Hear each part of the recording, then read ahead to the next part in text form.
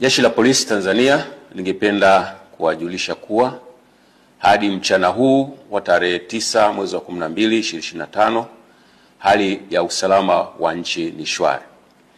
Vyombo vya ulinzi na usalama vinaendelea kuimarisha usalama nchini sambamba na kulinda maisha ya watu na mali zao.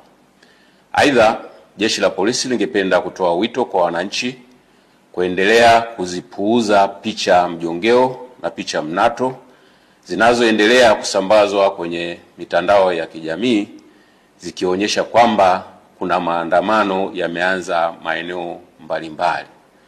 Taarifa hizo sio sahihi.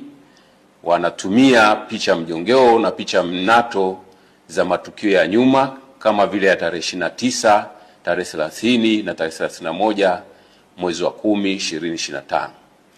Sambamba na hilo, wenye nia ovu wanaendelea kutumia picha mjongeo za matukio ya nyuma. Kwa mfano, kuna tukio la Juni 2025 ambalo kabila la Wamasai walikuwa wanafanya sherehe zao za jando katika msitu wa Tanapa, lakini imesambazwa kwenye mitandao ya kijamii ikionyesha kwamba Wamasai wameanza kudai haki zao huko jijini Arusha.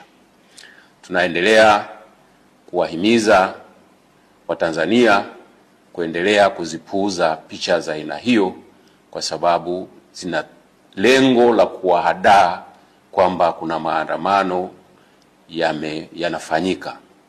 Ikumbukwe kwamba maandamano hayo ambayo yalikuwa yanapewa jina la maandamano ya amani yasiyo na kikomo yalipigwa marufuku toka tarehe 5 mwezi wa 12 2025 kwa sababu hayajakidhi matakwa ya kisheria ikiwepo sheria mama, yani Katiba ya Jamhuri ya Muungano wa Tanzania ya mwaka 1977 na sheria ya polisi na polisi wasaidizi sura 322.